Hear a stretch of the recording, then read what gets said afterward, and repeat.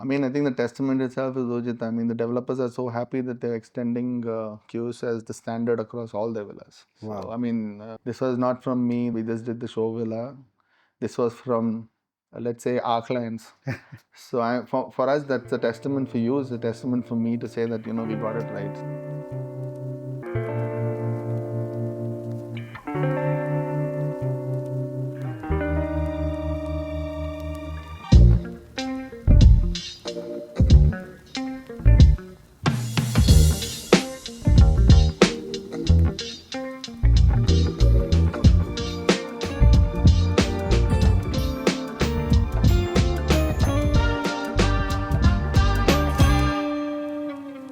Rohit, welcome to Keus. Thank you. It's always such a pleasure to meet you, talk to you. It's as a friend, it's always been pleasurable as a company, but as professionally, it's also very enriching and very learning experience every time we interact on these topics. No, thank you. Thank you, Brajesh. And I think likewise for me, we've always had some very interesting conversations. So this also should be one of those.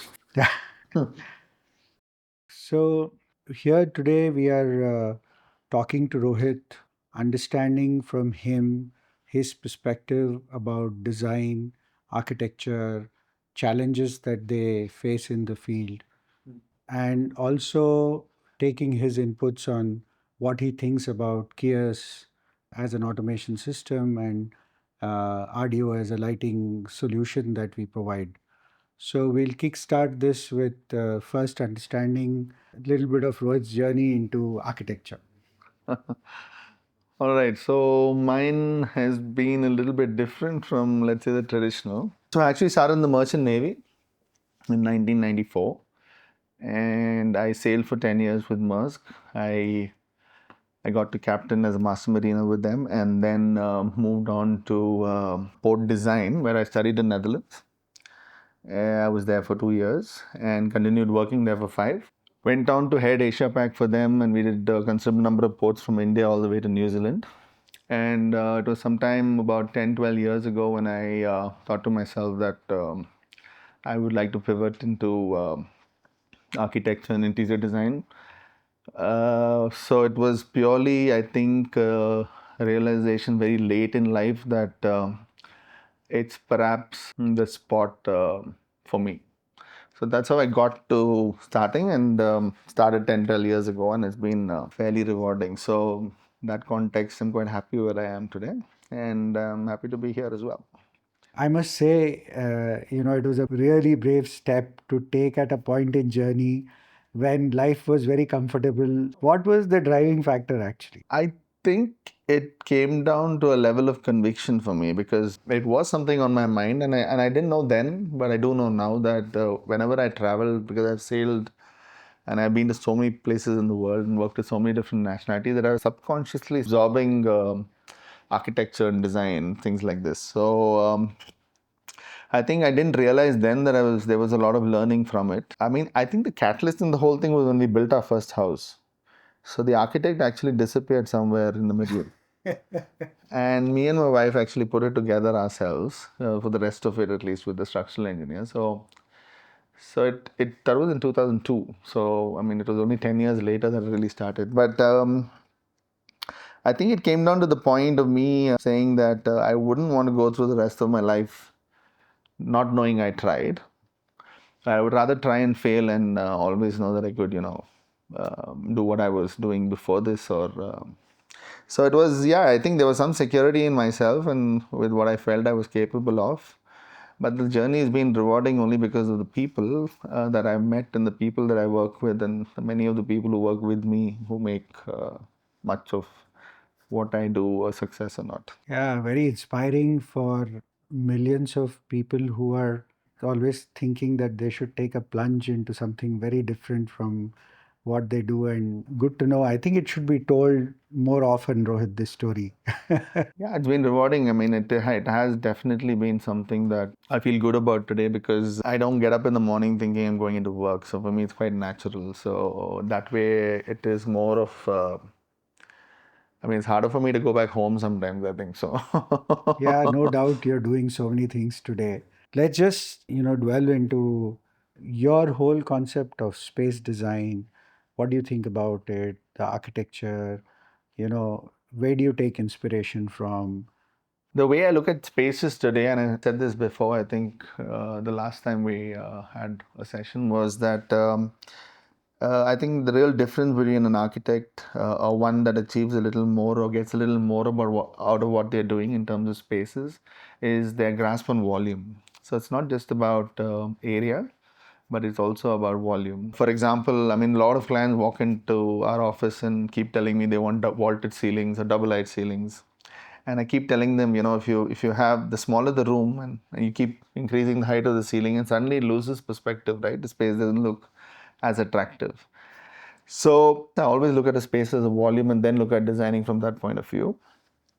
But beyond that, I feel today with the amount of exposure people have, it's no more a profession that is a monologue, let's say, from one side where, what I believe should be the result of this site is what it should be.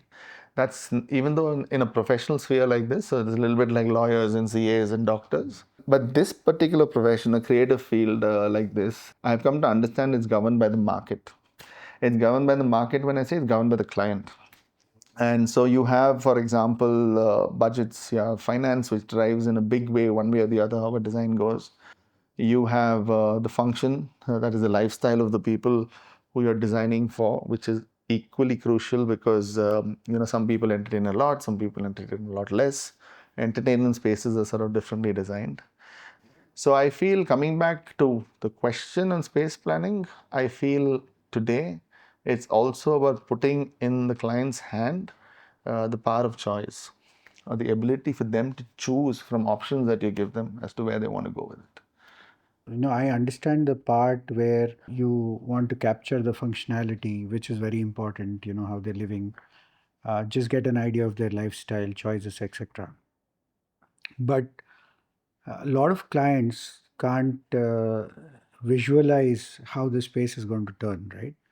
And when you put choices in front of them, you're actually confusing them more than you're actually helping them. How do you deal with that? So I have actually developed a very, very structured approach to exactly this because I faced exactly what you're saying many a time. So what we have is we started something called a lifestyle questionnaire first. So this is like we already discuss their lifestyle. The second part, what I do is something called VA, which is visual association, where I set out a set of mood boards to understand whether the client's idea of contemporary or classical or modern is the same as how I see it, because we could have two different pictures in our head, right? So once I do visual association and I lock them into a particular look and feel, because they are forced to do some homework to see what do I really like, and they're forced to sign off on a document saying that I like a modern approach for my house and I like these hues. I prefer marble to stone, stone to marble, so on and so forth. I have almost made it like a sort of a very structured approach to see that we are continuously delivering difference. And I've spoken about this at conferences as well, and it's been taken well with also the fraternity. But you have to bring them to a point where they accept that this is really what I want and this is really what I don't want. And then in that space that I've got them, where they've chosen modern and they've chosen colors, they've chosen materials, I designed 3 different options for one particular area. So now it's like, okay, it's in your style, but if I don't give them 3 options and I don't give them one that definitely doesn't look as good, then what happens? So they can say no to something, then they feel the choice of that decision or the decision is theirs. Very interesting. So, first you're narrowing down and making sure that they have enough clarity on what they Yeah. want. And now the choices are between that clarity. Yes. So, that making the choice is much easier. Yep. That's not an easy thing to do, but you kind of have a process now, which is fantastic. It works like a charm, tell you honestly, Brijesh, because the minute you tell the client that, listen, you got to do this and you got to sign off on this, they suddenly get very, very serious about this. Otherwise, till then, it's like a little bit, let's see what comes up and we'll. And sometimes, especially in the residential domain, making a house starts to become like a hobby, especially with the wealthy, I know. because they already live in a comfortable home. and then they're building another home. So every weekend they'll go, come on, let's change this again, let's increase this room, decrease this room. So, I mean, I have to lock them in and make it out to seem that, they are the delay. So, Yeah, otherwise the projects keep going on and totally. on and they just don't end. So I have two registers on the side. One is making, one is breaking. So I said, I put it in front of them and say, okay, which one do you want to choose from? Why is it being delayed? So, So moving on, in your journey, there must be this n number of moments which kind of changed the path or decided to do something new or change the way you work. One or two of them will be really defining from the time you started the journey and the few years later and following. Do you remember any of those? yeah. So I would say my first one was a large one. So when that went to market itself, that created a little of a buzz because, and it still does at home because it was just an extremely modern minimalist home at that point.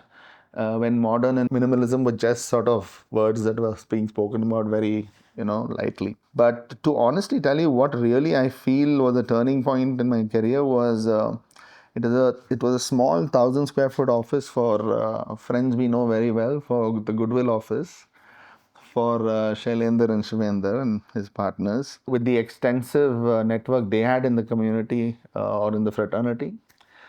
And they actually had me write a note on the design and they put it up on the wall in the office and stuff like that. So it was this process of deconstructive design that I went through. I think that project and the number of people who actually reached out to me after that were really huge. So for 1,000 square foot office to generate as much as we did in that year and in the years after that. And then it was Novotel that came to me, the HICC refurbishment, and then builders like Phoenix and My Home and people who sort of supported me and saw that I was constantly trying to push the envelope and deliver difference within their budgets. I think, yeah, that sort of put us apart. And for me, it was always to go big. So it was always, in my vision, it was not just, the homes are very private. You get a lot of self-satisfaction, fulfillment, and in close circles, there's some discussion. But for me, it was changing the skyline of Hyderabad, the taking Hyderabad to India and India to the world. So that's where I started. Now we're doing projects all across India. So on the Goodwill construction office, both my partner Subramanian and I, we went there, and Shailendra obviously is a great friend. And we remember the experience, beautiful office, really, really well designed. Subram was in love with it, absolutely. And he had a lot of regrets because his first regret was, why don't we design spaces like this? Why is our office not like this? That's so much like Subram, right? He sees something really great, he wants it. So and Shailendra is he knows so many people and he has so many good relations and he can really market something good very, very well. So having a friend like Shailendra and doing his office is really valuable because you don't really need to market. He'll do everything Yeah, for you. yeah, absolutely. And he did as well. And there were a lot of builders. I mean, Urjita, the project is for me in today's age one of my biggest achievements because, I mean, going back to not coming from a background in architecture to doing a community that's 160 villas where you're doing infrastructure planning and all of it. And the team that I have was able to deliver. It was a complicated site. We had 60-foot retaining walls and, we had to really go deep down. There was all sorts of stuff we had to deal with. We have a whole tunnel under the layout that evacuates water from one side to the other. You can actually, it's a tunnel that 10 people can walk through, literally. Wow.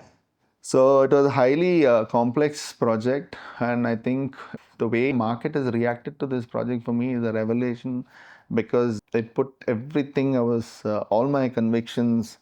It sort of showed up to say that yes, I was given a certain price, they're selling at twice the price now purely on design because of the things we brought to the layout. So I mean, and in a way that people have just come up and told me repeatedly, like, simple things, no car parks in front of the villa. They have a private road and they park to the back.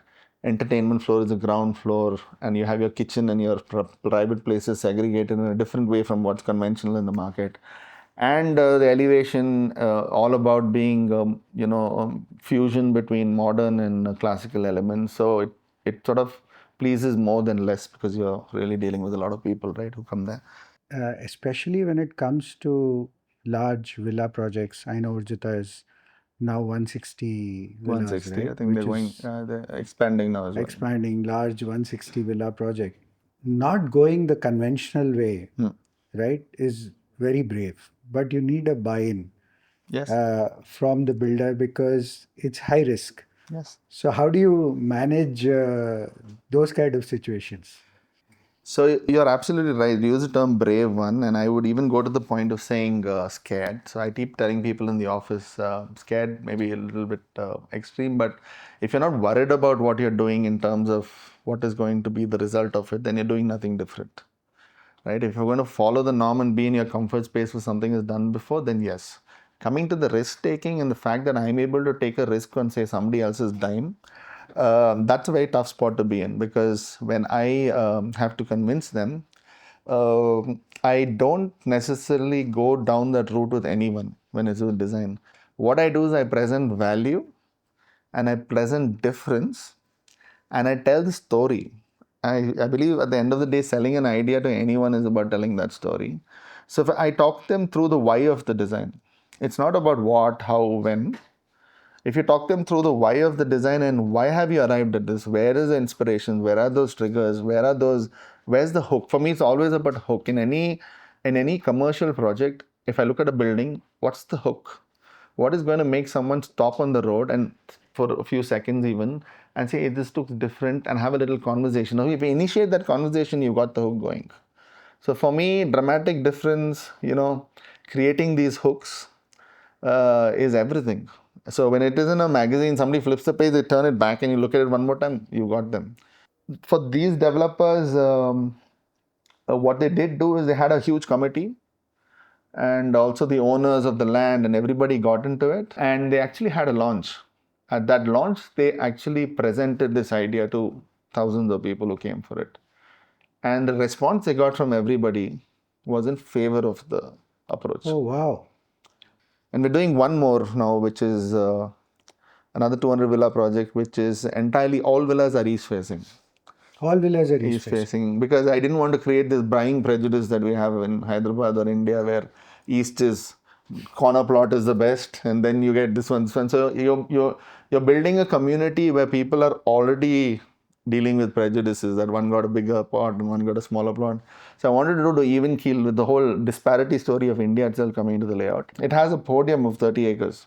30-acre So each podium. villa just sits by itself. So the idea is that if you it's a 300 square plot, but the 200 squares in front of them is purely theirs, but they're paying only for 300. So it's almost like a bonus. So you're buying 300, but you're enjoying 500. Where is this project coming up? This is Maheshwaram. My So even the municipality is constantly confused with everything I present to them because they keep calling me for their committee meetings and saying, "What is this? How are we going to sanction this?" And they actually sanctioned each one as I applied as an individual apartment, but each three-floor villa is an individual apartment. So it's one of the first, I think, in India.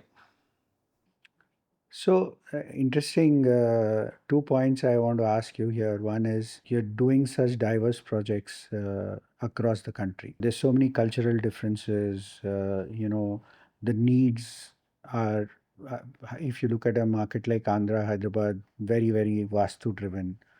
But places like Delhi, where the constraints are very different, culture is very different. So, how do you deal with this transition between projects? So I've spoken about this before also, and again, mostly at conferences, because I believe that these are the challenges that we have on the ground. Exactly what you say, Vastu, municipality, cultural differences, the value system people have, right, in their house. So once again, I've broken it down into a process.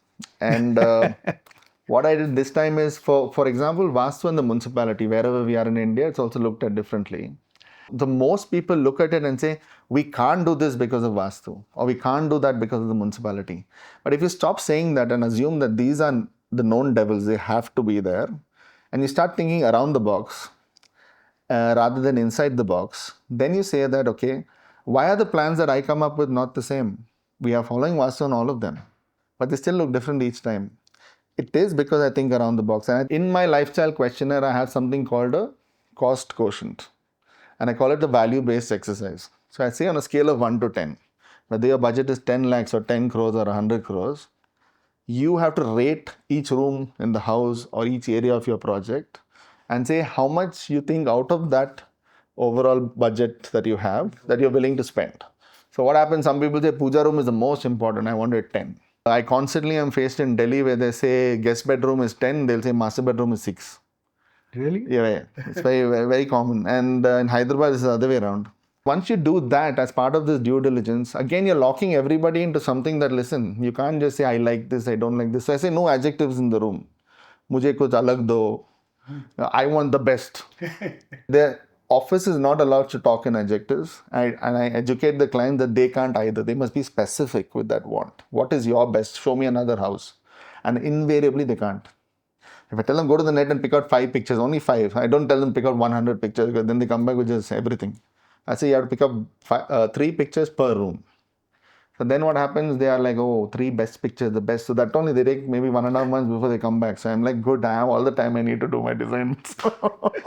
Yeah, it's such a typical Indian challenge when we don't think in terms of specifics and details, Yeah. right? Culturally, we don't do. Yeah. So it's putting your clients at a difficulty of doing that. But that journey is important, I think. Absolutely. Without that, you're not getting anywhere. One thing I hear a lot in your conversations is process, right? What I'm interested to know is that when I'm assuming that you get into the thought of process where when you start seeing patterns, right?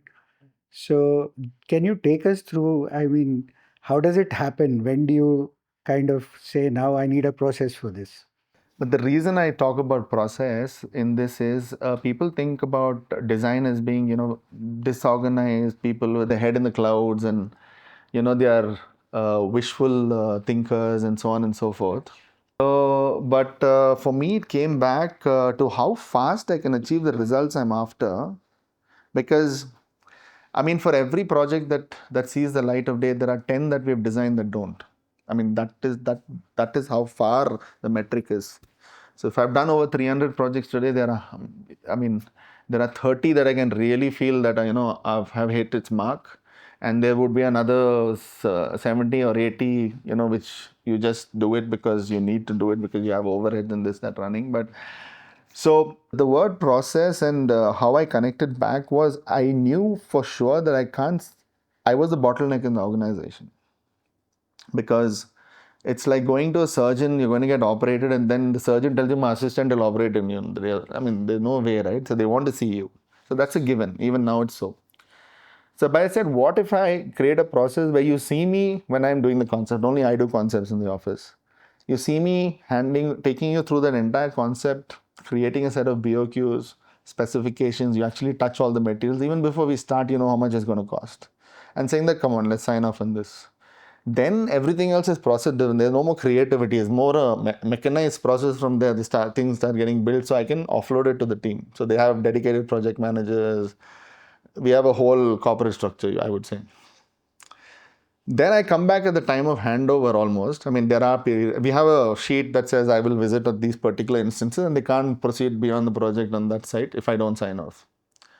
And then at the end, we come back to actual, selections, like actual mock-ups of the site and stuff like that to put in place. So I feel the process is the only thing that allowed me to scale. So yeah, I'm a person who's always thinking in outcomes and results because otherwise, I mean, what's the point? So you're actually working backward from what you need to really deliver, what you have visualized, and connecting the dots and saying where I need the processors, where I need the systems. I know it's easy to talk about these things once they're put in place, but the journey is usually tougher than how we finally put it across. Moving on, homes are now these palaces, and social spaces have become so important.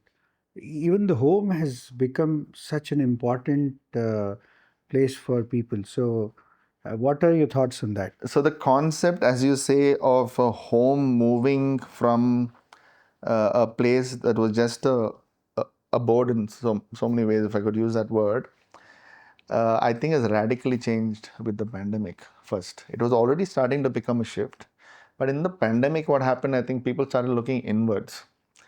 But when I looked at what was the outcome with the ask people had when they came out, and for the people who are blessed with the ability, let's say financial ability to deliver on those, what they want. It was like bowling alleys and pools and badminton courts, everything. So they didn't. So most of the houses, when you finish now, I say you don't need to go on holiday anymore. So that's the idea also. They were like, if we get stuck in a house, or the second home concepts and the whole farmhouses, they're actually calling them farmhouses, but they're real houses. I mean, they're not farmhouses. So my only sense of caution that I bring to them is, listen, you're living currently in a 5,000 square foot house or 7,000 square foot house, and you're moving to 50,000 square feet. Or you're living in a 25,000 square foot house and you're moving to 1 lakh square foot house. For how many people? 6 people, 4 people. There are more maids and there are more cars and there are more drivers and more this and the people living in the house. So, I mean, great, but the cost of maintenance and all that, when you put it all in perspective to them, they understand it now much more than they did before. Because I've had some clients also going back to, or there are some now coming and saying, no, maintenance, let's run. Because they've gone through that phase of learning. So I think Hyderabad is one of those places, you see a large 1 lakh square foot home being built at 10,000, so the 100 crore home. But then you go to Bombay and you buy an apartment in, I don't know, Trump Towers or something for 100 crores, which is 10,000 square feet. So, the context of Yeah, money money very is big. very, Yeah, what do you say, absolutely. Yeah, skewed. I'm sure somebody staying in Trump Tower coming to Hyderabad thinking, what the hell am I doing in that Yeah. spot? It's so relative, right? So I think each one their own. And I also think that, yes, people have become extremely social. And I think it has to do a lot with everything that has happened in the last 10 years. I think the way life is Yeah. moving forward, not just the pandemic, but the way it was, we went from a time of imperfect information in how we did business, because I knew something you didn't, you knew something I didn't, therefore we traded, to perfect information where everybody was driven to the margin with the internet, and now to too much information where everybody is confused, What to right? do? What to do. So the Absolutely. relationship is coming back into the mix of things. That, if you and I have a strong relationship and we believe and have faith in each other's capabilities, then regardless of what we hear out there, I would probably come to you Yeah. for your product or your skill Advice. set or this, rather than someone else, because I feel comfort in the fact that I know you. Yeah.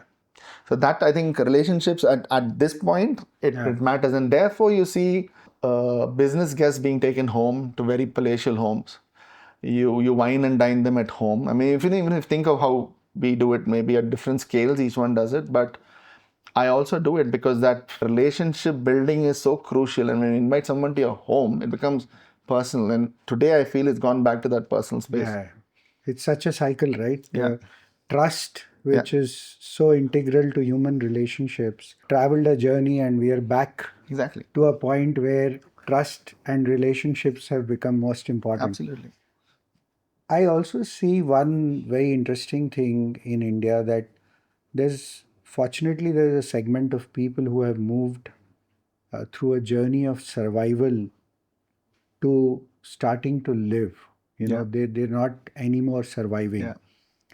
Yeah. Most of us in India for the longest time survived. Yeah. So there is a cultural shift that's happening because you don't need to survive anymore. So your home, your family, Yeah. every element in that space is suddenly so much more important. You're giving Yeah. so much more time, energy Yeah. to build those great places. And I think that is one of the main reasons this shift has happened, because affordability is obviously important. And if you're thinking of surviving, then you can't think like that. Yeah. Yeah, no, absolutely. It's so true. I mean, the sense of rewarding yourself has become sort of somewhat, with especially your home, with the things you do for yourself, I think it's taken center stage in many people's lives today. Yeah, the peace, Peace. the quality of time, Yeah. just sitting there and spending quality time. You couldn't dream of these things 20 years back.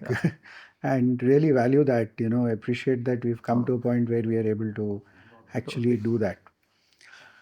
So, you're also designing community spaces, and, the needs there are very different. So, how do you transition between a beautiful home, which is 50,000 square feet, or a community space? So, like I said earlier, it's all about distilling sort of narrative hybrid, right? People are approaching the buying decision from different angles. So, once you sort of put that down and say, okay, an elderly couple going to approach the buying decision like this, or someone who has young children will approach it like this. or a family who's bought this house for his parents and he's in the US will approach it like this. So then suddenly in the new communities, what we're doing is, like in the Maheshwaram project, your let's say in the clubhouse also has the first line of support for medical emergencies. So it's just short of a full ICU. So because our ambulances come, so I mean our roads and things like that, by the time the ambulance comes, there could be a challenge Yeah. that gives there's somebody whose elderly parents are living here, sort of assisted living sort of Yes. touch to the community. Similarly, I mean, we need to move away from, does this layout have a bigger pool, smaller pool, two badminton courts, one badminton court? I mean, we're only in that little, this little quantum of nonsense. But I'm saying you add value with this narrative hybrid by simply simplifying it to like somebody who's physically challenged on a chair or, differently abled. Then what? Are all your pathways, motorable for a wheelchair? I mean, can they move in the house? And bring those to the fore in your brochure. So I tell the builder, listen, the builder says, no, I can't give all this. I said, no, you give your standard this thing. And just like we have it in cars, you have model G, you have model Y, you have Z, and then ZXI, O or something. And you say this, you pay extra. So why will they not do it? And I also tell builders, I said, okay, now everybody wants to express themselves individually, right? So how am I handling layout? So I say, I go and choose the marble, which I feel this should be. I choose the paneling or I choose the lift type, choose my colors. Who's to say the other person's going to like it? So what did the person who's coming to buy a villa today come and do? He says, I want to change everything. Everything, exactly. What are you going to give me back? Now the builders' economies of scale are getting stretched on the other hand. Yeah. And therefore there are builders like DLF and all who are just giving you a warm shell. Now they say you do everything yourself. But in our context, we can't do that because there are a lot of investors inside these layouts Right, who want a right. finished product. Absolutely. So now what happens? You have to go down this road. They're stuck halfway. So I said, make it simple. Give the person who's buying. So your economies of scale are still there. Let's say you're buying from vendor A. Yeah. You give them a ticket of let's say 5 lakhs for your stone. Now you take the ticket to the same vendor and upgrade to whatever you want. I mean, marble is marble is marble. Everybody has the same stuff. Yeah. So then what happens is it's like a economies of scale on your and on your cost side you are able to lock a price with the vendor, and on the supply side you don't have somebody coming and just saying change no problem, here's a ticket, change however much you want, but you have to go to these people. Otherwise you lose the offer of this. That's fantastic, actually. I don't know, not many people thought of this earlier, but it's very interesting shift to, and it actually makes life easier for the builder and the consumer. Yeah. You still have your choice. Yeah. You're still not having to pay for something, destroying it and redoing it. Exactly. Fantastic. Because exactly they're duplicating money right now. If you could save that money, imagine I mean, today I think profit lies in cost. It doesn't lie on the sell side, in my opinion at least. So I'm like, you are spending, they are coming and spending on top of that. They are breaking, and the project is never getting finished Never getting because finished. the roads are messed up, trucks are coming, landscape gets spoiled. So for a villa community in Hyderabad to stabilize takes 10 years now. 10 years by the time the builder finishes and all of them finish the internal. So you have to put penalties against people who are going to do their interior. Some of them just don't do anything, then show up 10 years later and say, now I'm going to start Yeah, from the and US. it's actually very painful for the people living around because you never have peace. Yeah. One or other project is going on. villa is happening inside the house. Two things I want to touch upon. In the Urjita project, you said when you designed at the time of launch, it was actually even before it was built, it was shown to people and people loved it. This is such a design thinking process, right? You're market ready Yeah. even before the project starts, which is brilliant. And then in the part where you said that communities need places for elderly care or very specific to the needs of different age group of people or different needs of people. Is there a design thinking process that is also going on in here to find out exactly what needs you need to meet? Absolutely, because everything that I'm telling you is not something that I'm saying that off the top of my head right now. It is actually a documented process in the office where I brought design down to be as so it doesn't start with wanting to just make something look sexy, right? It starts with let us first get to the basics out of the way. Then we will get to how we want this to look and things like that. But everything needs to be reverse engineered. For example, Urjita, when they came to me, they said, we want 500 square plots. So I said, so even the new builders don't give me a plot size, because what happens, we dimension the plot and then start making the plan. So you're stuck in that box already. I say I will make a floor plan, which will be somewhere around that 500 mark, because if I need 2 feet more in the bathroom, I'll take it. Then what happens, we came to 515 squares, not very far from 500, but an odd size, 475 square yards. 745 squares, 613, 618, I think, in the new part of the layout. So what I was able to do is I've reverse engineered the entire process from what I want as a result, and therefore 13-foot ceiling heights, not 14, not 11, because after my services and all that, I know what I want to achieve with the window heights. So that's the grasp on volume. So what I'm saying is, when you tell people this and you make them understand where you're approaching this from, what is there to disagree? I mean, Yeah, actually, it's very fundamental that if you've actually got a buy-in of people through a design thinking process or the process that you've created, where potential clients have bought into the concept, the builder has bought into the concept, and you're actually working backwards to meet their needs and deliver their needs. Of course, uh, with the right aesthetics, the right look, and the right design, but you're keeping their functional requirements at the highest level and then meeting it through an aesthetic strategy. totally. I mean, Very fundamental, but not easier said than done. yeah. Very happy that you're able to do this. Yeah, I mean, and not without challenge. We still have the challenges that everybody does, but at least to a greater extent than to a lesser extent, we're able to channelize those energies of our clients in a way that, listen, you need to think along these lines. Great. So, Rohit, we spoke a lot about how India is changing and homes are getting bigger and spaces are more important for people. In 2017, when we started Keus, it was born out of a bad experience, bad personal experience from one of the world's number one company of automation. And at that time, the idea was born out of pain, like a lot of times it happens for different people, a business born out of a personal pain. And, both Subram and me kind of had an idea where India is going and what's happening to the economy, what's happening to homes. But honestly, standing here today in 2024, we had no clue we are going here. Right. We had absolutely no clue.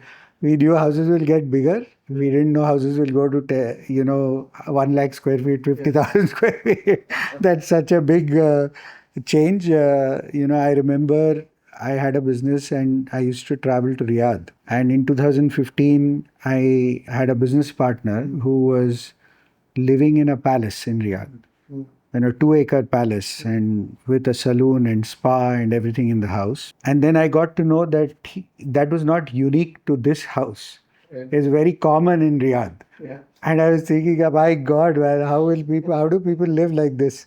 And suddenly, fast forward to India in 2024, and exactly that is what is happening in India. You have homes with saloons and spas and everything that's happening. Very interesting, but we didn't imagine that. But good that that's happening, because we did imagine that India is going to change, and we did think that control system, a good control system, which is very, very India specific, India meets the Indian home requirements, was necessary, and that's how we started our journey. How important do you really think in today's homes, whether it's a 3,000 square feet apartment or a 1 lakh square feet independent house? How important is a good control system, and what difference does it make in these homes? So, absolutely. I mean, your question itself says it all. I mean, you said control system and you didn't say automation, because I would just like to sort of speak on that first, because we see automation has been seen traditionally as a luxury item, right? And I feel today control, as we call it, or we should call it, is not an item of luxury anymore. It is, I would say, in many ways a necessity. And it is, people need to come to terms with the fact that it is a switch at the end of the day. And it is a switch that you can control in more ways than one. Previously, it was only on and off, and now you can do a little more with that. Now, coming to the context of houses, sizes, and so on. If I had to tell someone, I mean, one way I put this across as necessities. I say, listen, you have a 1 lakh, forget 1 lakh. Let's talk about 10,000 square foot house, and you're just leaving home. You don't know which room the AC is running, not running. You're going to walk around the whole house trying to put off lights and this and that. So, what if you had a switch that you guys turn the ACs off? So, would that save you on your power bill, for example? Or you will remember when you reach the office, or the wife says, "Oh, I forgot to put off this," or "I forgot the geyser is still on," this, that, and the other. So, I say, how much do you think that costs you a year? Right, if I put it in that perspective. So going back to saying that control systems today are a necessity in a home is one from the pure functional aspect of it. The word itself gives it control.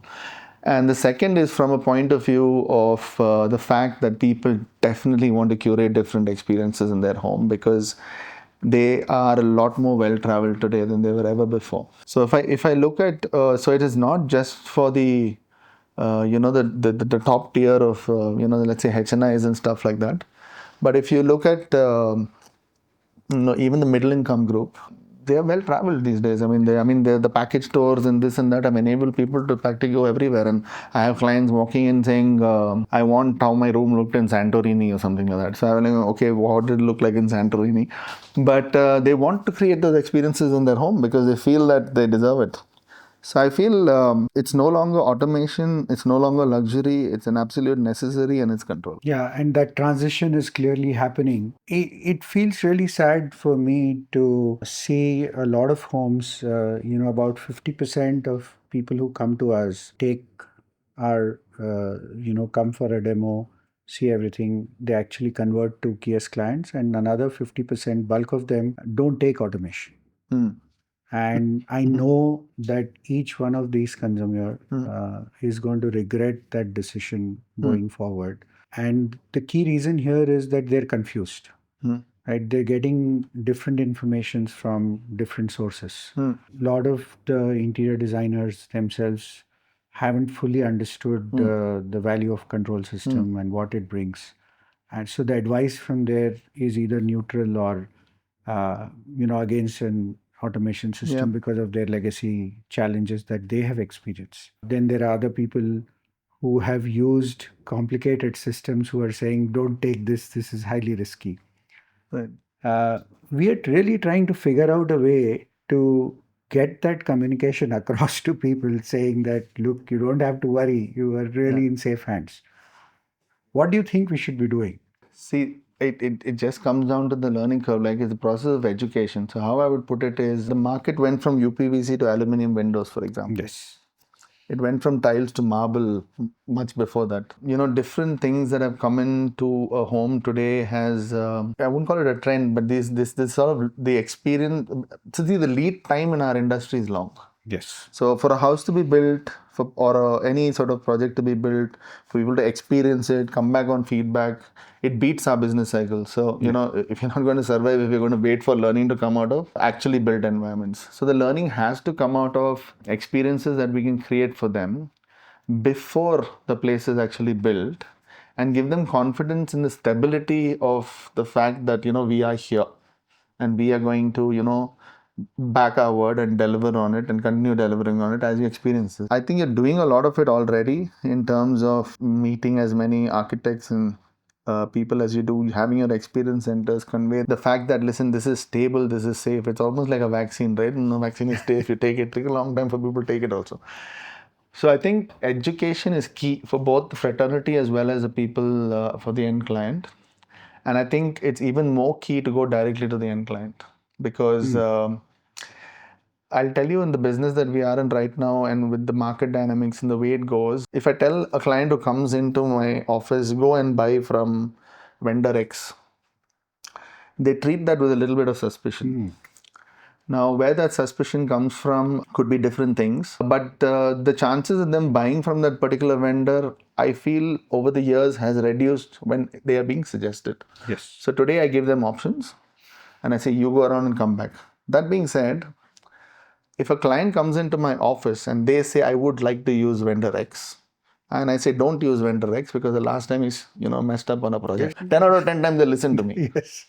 So you are going to the end client, or you're going to these people to not say the negative, but as positive will automatically, it automatically generates it. It sort of, it spreads in the market when one person uses it in a community, and the whole community starts comparing things and stuff like that. So I feel we need to, the stigma attached with automation needs to be removed, and how that can be done is, it's a huge effort, no doubt, but the process of education, whether it is in conferences, how do you go direct to client? I think that needs to be established. I'm not a specialist on it, but I know that we need to. then.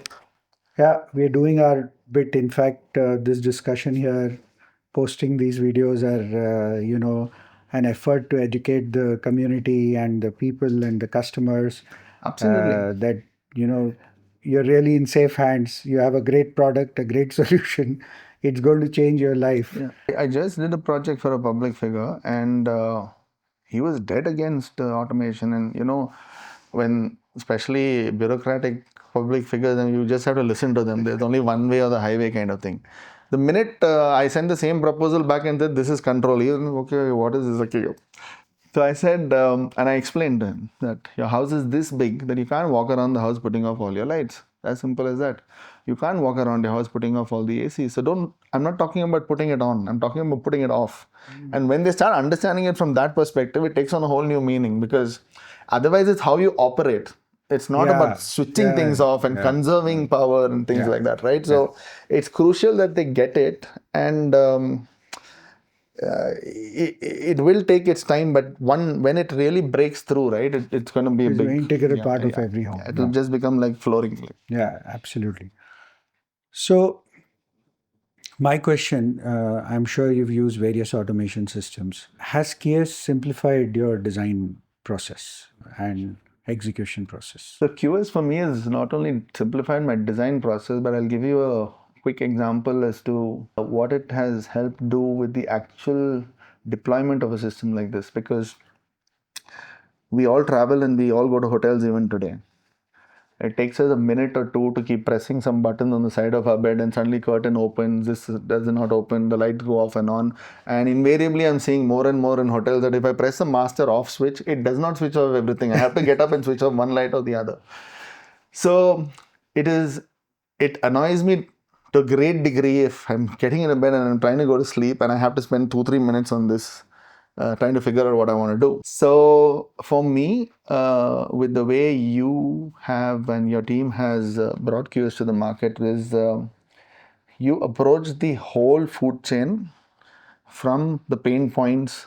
Let's say the Indian consumer, you said the Indian market, but Indian consumer or a consumer comes when they look at automation. Step one.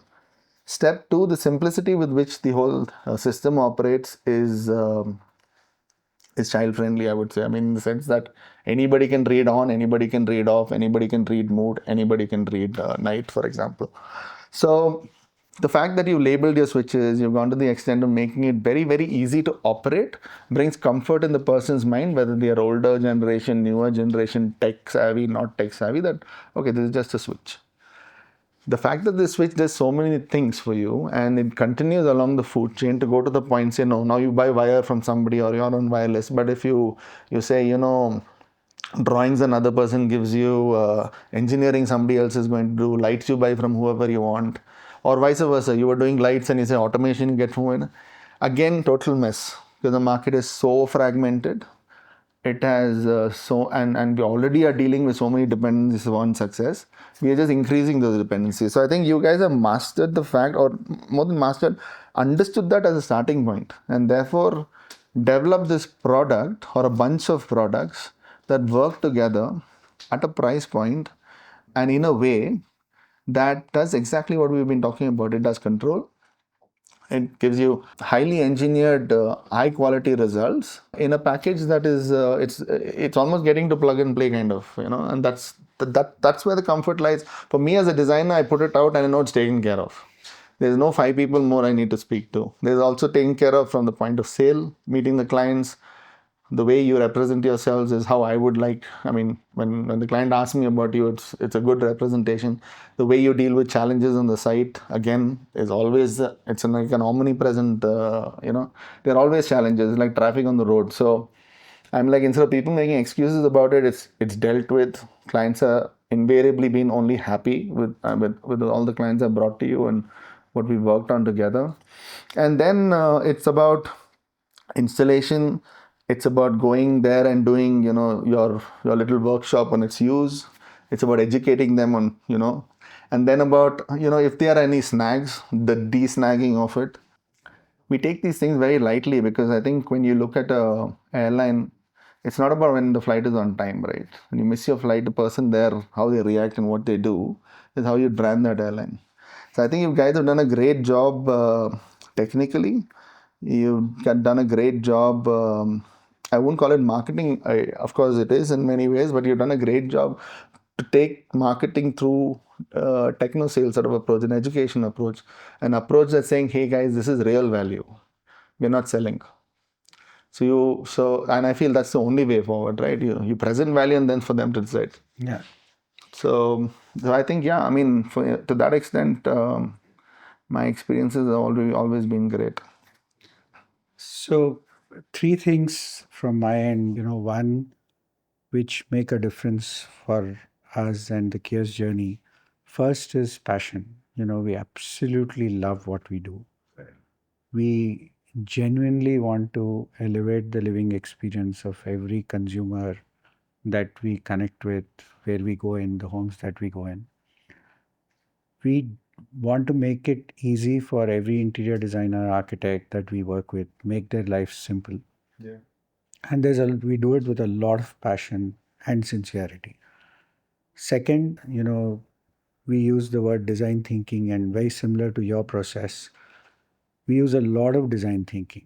We are listening to people, we are listening to interior designers, we are listening to the person installing the switch, we are listening to the grandmother who's using it. Yeah.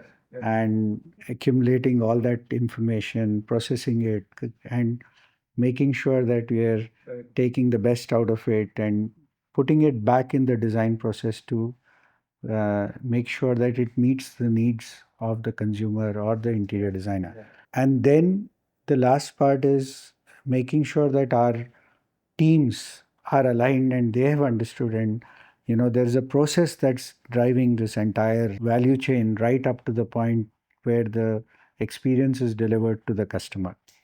Very similar to what you do or any interior designer or a architect would do. A lot of passion, a lot of design thinking. You're also listening, understanding, putting the processes in place to make that happen. That's exactly what we do. And one example I'll give you, you keep saying switch. At the end of the day, it's a switch. Yeah. That's the most important point, right? That's fundamental, that you get up and you go there, and it's very simple to use. You switch off everything. There's one button visually which makes it very clear. Yeah. You have a guest, you have somebody who's never seen this, and they press all off and move out. Or standardizing scenes like bright, relax, day, night. So important, because you don't want to be going in different spaces of the house and discovering what a particular scene says and what Yes. it means. Yep. It's too much cognitive load for Yep. even people living in the house. Absolutely. And we figured that out very early in our journey, that what do you need? If you really need to brighten up the place, you need to call it bright. Your everyday evenings need to be relaxed. Your day is how you want that space in the day, right? You will want some curtains open, some closed, maybe the AC on, you want some music running, some fan switched on. That's how you would want day. And night is when you go to sleep. How do you want to leave that space? Very simple, non-complicated. Anybody can understand this. Then we made sure that you're able to operate fan independently, AC independently, operate curtains independently, light independently, in that small switch that goes into a 4-gang box. Yeah. which is so easy. Very true. I think, I mean, that lies at the heart of your success because this was what was missing, and even others aren't able to really even emulate this because I think there's, like you said, there's so much that goes into defining a process even before it comes out there, right? And that kind of effort can't be easily replicated. So, spot on.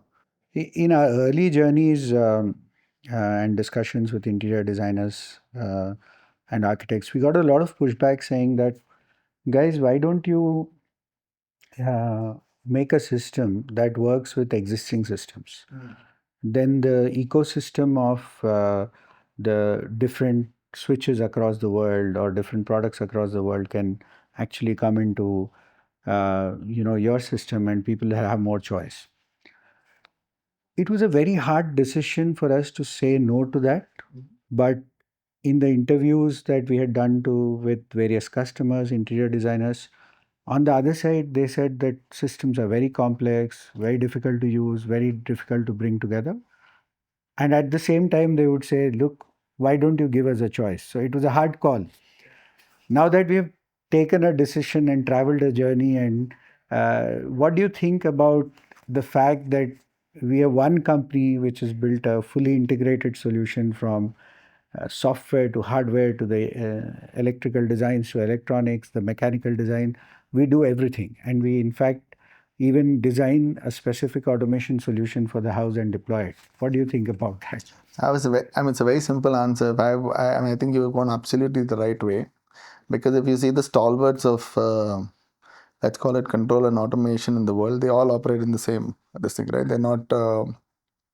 I mean, there are some companies who are on KNX and things like that, but the ones that have, let's say, the highest level of respect in the market are all standalone companies.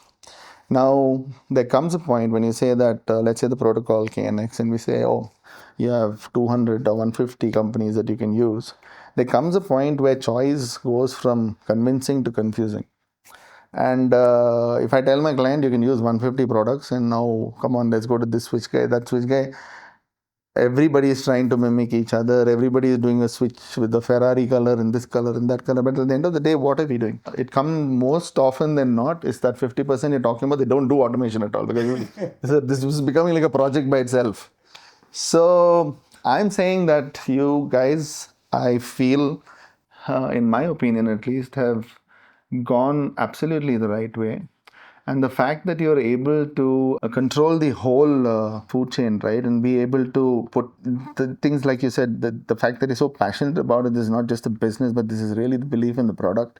And the fact that you'd wish for other people or even watching us today believe in the product is that you're going to do everything in your power to see that you stand with the best in the world who are following the same format. So when you're there, I think very soon we'd be hearing from you that you are more than just in India. So and I believe that, Rajesh, I don't say this because we are on a podcast or on a channel that we are supposed to say, and I think nice things about each other, but this is not about that. This is purely, I've seen your journey. I've seen where you all started, and I saw the research even with me. I mean, you came up to asking, and like you say, you guys have been listening, and it just shows with the product that you listened, you heard, and then put out there exactly what you believed was, let's say, the distilled narrative in a way that, this is what is best for the market. And then you backed yourselves. Like you said, I understand why no, there'll be anyone who wouldn't want to put a Keus product in their house because a Keus is a system in their house.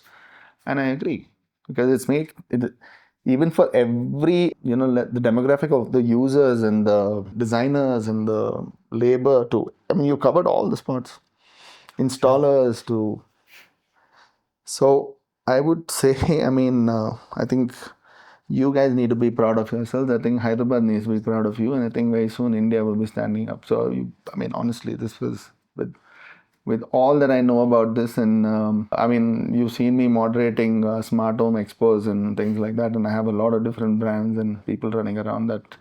I think you guys are on the right track, and I don't think getting better is always a journey. So it's one Thank that you're you. Thank well you. on path.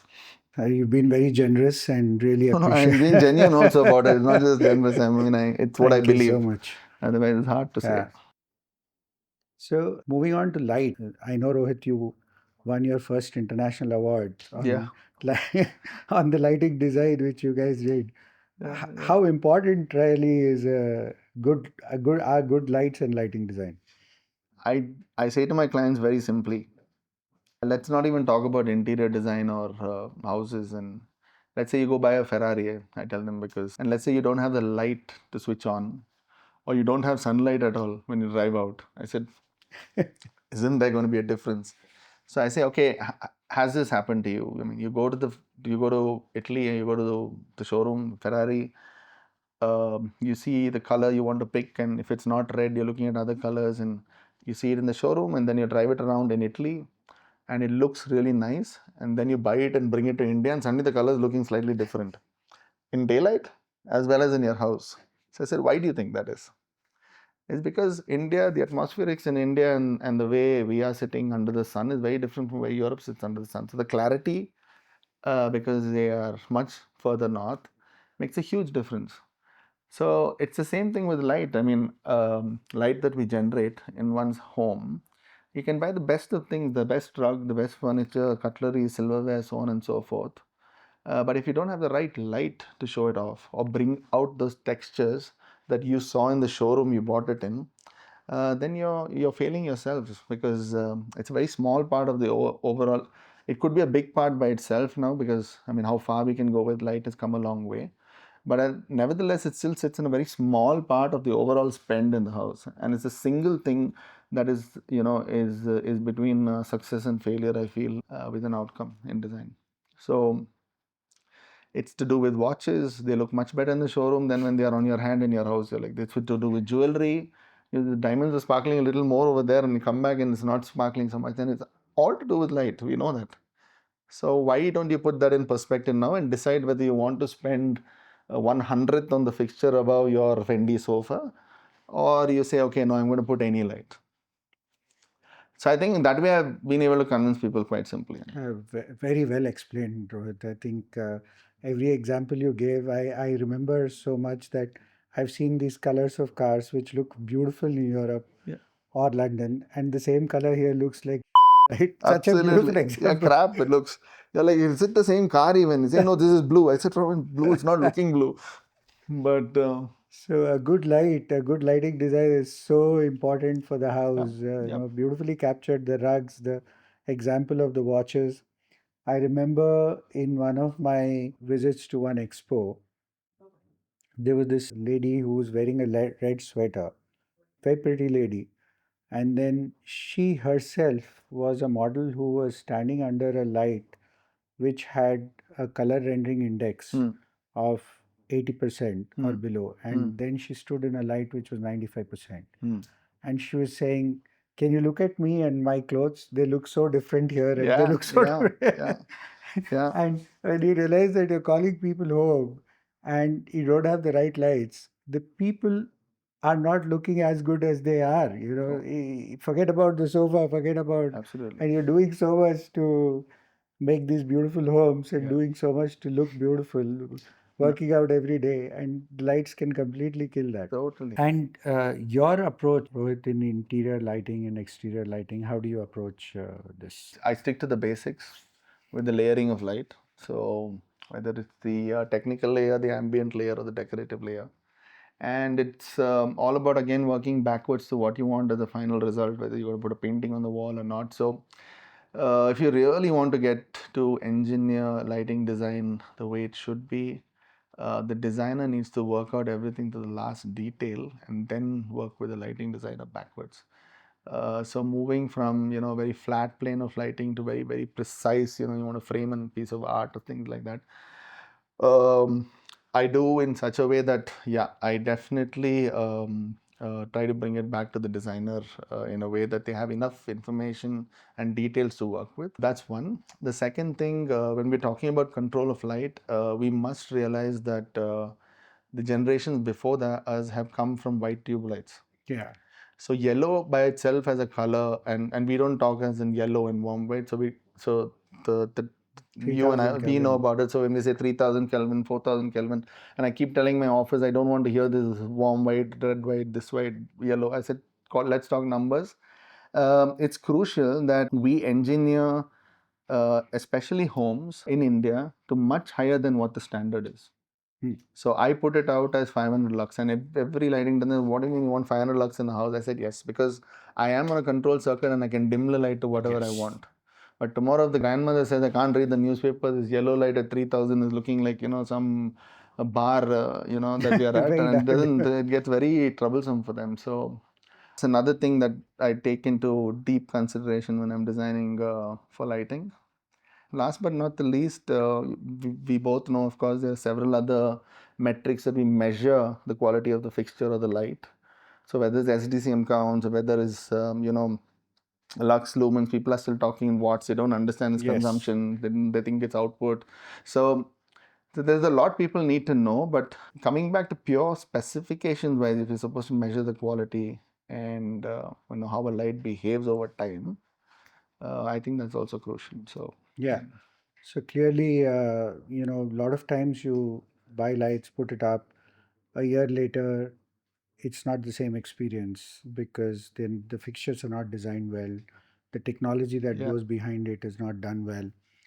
In that sense, you've now been using audio for a long time. And what do you think about audio features and reliability? I think audio is a great fixture in the sense that, of course, it has all the technical things we've spoken about. So it sits very high up there with, let's say, the highest tier of technical lighting in the world. So to then deploy it across the projects that I have, or if I see it in action in any other project that I've been to where it's being used, you can. It just comes down to just this: your watch looks like it you want it to look. Your furniture looks like you want it to look, and there's absolutely no client who has come back to me with this entire thought process I've told you with, and with the fixture that is audio. They say they feel that there's something lacking. So I think that's a win by itself because I mean, there's nothing not to like, and it's just performing like a champ. So I feel spot on. So we have done quite a few homes now where Keus and audio both have gone into your Mm-hmm. homes that you've designed. Hmm. And what's your thought on this control system and lighting coming together perfectly? I think the one word that would describe it is fluid, in the sense that this the sheer integration of the whole ecosystem is seamless, and to that extent, again, it performs issue free. So the only learning part for the client, or when we go, is when we're setting up the home to create the scenes and stuff and understanding what the clients want or not. That's probably the only subjective phase. And I would say a month later, after people have lived in it for some time, they might call us back to say that, listen, I would like it slightly brighter here or dimmer. So you one or two set visits, and you set it to what they want, and then they're good to go. They're They're on their own. happy. Great. I mean, i- if we can have more and more happy customers whose living experience is fully elevated, Elevated. nothing will make us more satisfied and happy than that. And we are always striving to do that. I think you're already very far in that journey, and I think well on your way. So I would just think this is, I mean, the best part of it is when your competitors talk about you and your company, and talk about Keus as a brand or Keus as a product, as saying, they got it right, it works right. So it's the competitors talking now. So Yeah. everybody's looking to say, this is not good because of this. So there is no, and I'll be again honest about it. Then none of, and you know that we work with a lot of people, so none of them have come to me to say that, this is a bad product or this has this issue or that issue. And that's the best way to find out. Yeah, You that's ask your competitor, what do you think the issues with this brand are, they'll give you a long list. list. So I think, Yeah. yeah, I think you guys, I'm I mean, sure our competitors are still trying to figure out what wrong we're doing. yeah, They'll yeah. but just a piece of advice on a few things. One is what more can we do in our control system? What would be those unique things that we can add, flavors that we can add? So one, I think maybe you're already working on it is the keypads themselves, Hmm. because I mean, they're out there, a lot of digital happening at the moment, as well as the fact that people like a little more choice perhaps with the way, not too much like we just spoke, but that I would say is one aspect. Otherwise, I mean, I really can't think, because even the way your lights are packaged or your fixtures are packaged and the covers you simply take off at the very end, after installation and all, you've got all that really going for you. So I think if the education part we can, get down to understanding very practically how we're going to do that and how we can sort of make that go faster than slower. Then technology wise, I think you're already benchmarking yourself against the best. So I don't think I know any more than what you guys already do. We keep challenging ourselves to get better and better. Of course, on the Yeah. consoles, we'll do better, digital, everything will get as we move forward. But we'll also challenge you going forward to give us bigger challenges so that we Absolutely. can continue to improve on all aspects of the products and solutions and services Yeah. that we do. I mean, I think the testament itself is Ojit. I mean, the developers are so happy that they're extending Keus as the standard across all their villas. So, Wow. I mean, that itself is, this was not from me, this was not from, we just did the show villa. This was from, let's say, our clients. So, for us, that's a testament. For you, it's a testament for me to say that, we got it right. So, yeah, so that's, Thank you so much, Rohit. thank you, Brajesh. Another wonderful, pleasurable interaction. Thank Love you to for having continue me. to do this as much as both of us can find time, and Sure. anytime we can find time, we should do more of this. Absolutely. Absolutely. Thank Look you. forward. Yeah. Thank you.